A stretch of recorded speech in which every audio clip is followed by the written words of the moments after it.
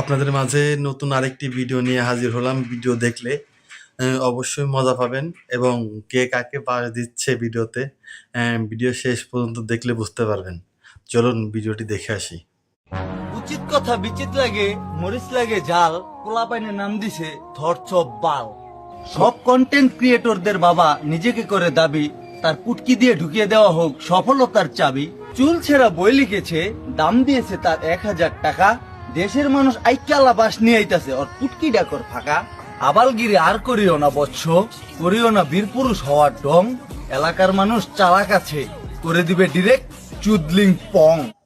ভিডিওটা দেখে বুঝতে পারছেন কে কাকে বাস দিল? যদি বুঝতে পারেন অবশ্যই কমেন্টে জানিয়ে যাবেন।